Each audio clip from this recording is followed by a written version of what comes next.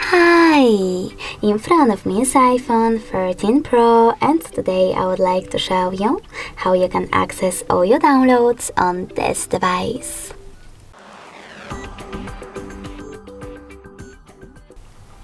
First of all, you need to find an app called Files, and when you find it, click on it.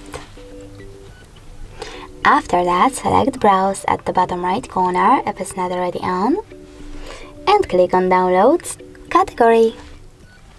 As you can see, all my downloaded files are located over here. If you want to access one, just click on it.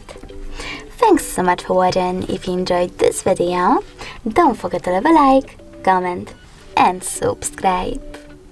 Bye!